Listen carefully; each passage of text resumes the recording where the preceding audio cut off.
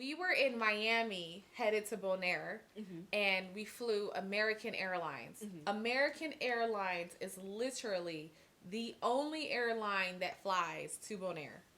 There's no other airline you could take. So I was there, and I'm in line, and this girl, this younger, maybe 20-something-year-old girl, was at the other, like, desk on the floor going through her suitcase, trying to take stuff out her luggage, right? And I felt it was too heavy. It was too heavy to get on the scales. And I felt so bad for her. And I looked at her luggage. One of the suitcase wheels were completely broken. Like, it was hanging off for dear life. It was just flapping in the wind. It was, like, on its side, and she had a heavy bag. And then she looked like a little anime character. She was, like, a little skinny black girl in, like, this little short skirt, anime-looking character, trying to just unpack. She had, like, all her stuff on the floor, trying to get it into her handbag. And I'm like, I don't know if this was, like, her first time traveling, or maybe it was her 15th time traveling, or maybe she just didn't invest in luggage, but everything she had was falling apart and not in good repair or condition. Yeah. And I was just like, man, girl. I almost went over there and was like, listen, I get a $200 a year. I almost went over there like, I get a $200 a year credit on my credit card. I'm just going to pay for your overweight fee so that your bag can go.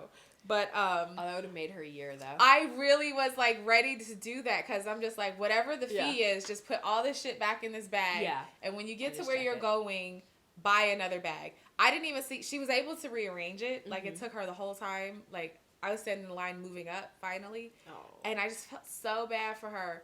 And, her then handbag was so overfilled that I'm like, by the time you get to security, TSA is gonna fuck with you. Like, they're gonna really go through it with you. And then that's when I noticed her wheel when the agent tried to grab it and put it back on the scale. And then it just started. The wheel was just flapping. Oh, I was like, they're gonna destroy the rest of this. So, honest question: in that scenario, if you were in her place, do you think you put off your vacation until you can buy a better bag, or what do you do? She's already bought the ticket. She's at the gate checking in for the flight. No, but you're in her place. You're like, I want to go on vacation. You look at your bag. You see what it is. I'm going to go spring for a bag. I'm going to spring for a good bag. Like, so would you spring for a bag if it meant that you don't take your trip? Oh, calm down. Woo, pull it back so in. That's the question. Pull it back in. She borrowed that bag from somebody, apparently. Unless that wheel just really broke on the on the way over. I love that you've made her story. Well, look, let me tell you what happened. I've talked to her, but I gathered. I feel like she went to, like, her aunt and was like, hey, I'm taking this trip. Do you have a bag I could use? And I was like, I got this little shitty bag over here. Here, take this little ratty-ass bag. I haven't carried it. Because it was one of the cloth zip-top ones at the top.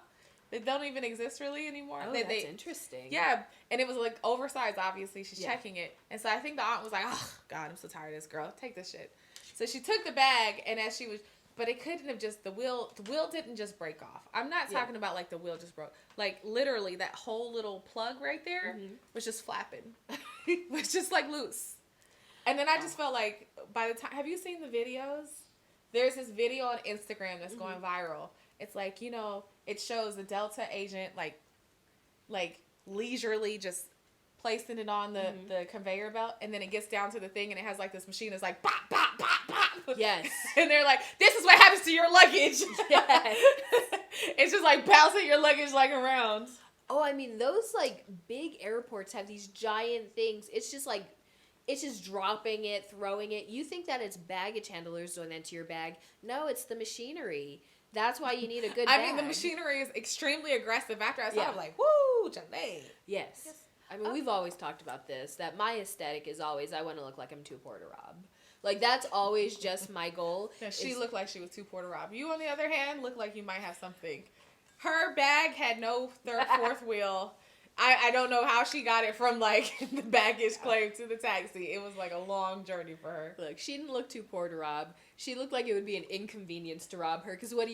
You're, like, going to grab this bag and run along with it while the wheel is just bumping along the way. She grabbed the handbag and everything's falling out. God damn it on my spoils. Right. Man, I feel for her. I do wish I had helped her now. I'm bad about those things. I was like, I'll stop and give you some advice. Honey, look, you need a better suitcase? I'll sit down, like, while you're fold your stuff. We're going to talk about your luggage. She's sitting Let's take a moment. I just need some, can I bag. No.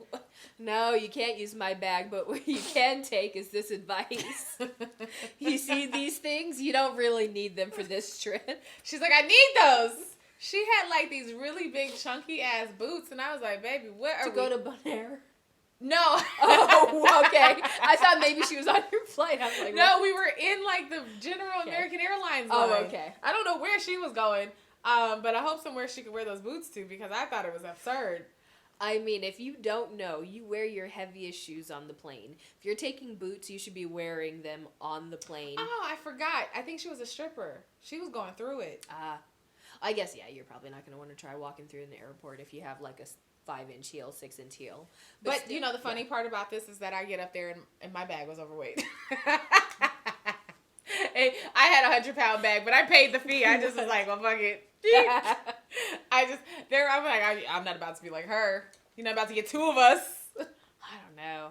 Actually, no, I'm lying. Man, I have to really remember these things. I didn't actually have to pay the fee.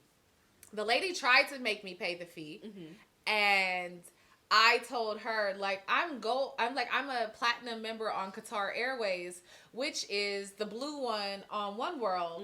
So this should all be waived. She's like, well, it doesn't show up on your thing. I said, well, then erase that little shitty ass American Airlines number I got in there and put this Qatar one in there. So she does that, and she's like, it's not working. I'm just like, lady. She's like, it's not working. I'm like, well, fine. We'll just put it on my card. And then she asked the other lady, and the other lady, I show her the app. She was like, oh, why are you treating her this way? Just put the number in. And then somehow they put the number in and everything. She was like, wow, you've really been flying.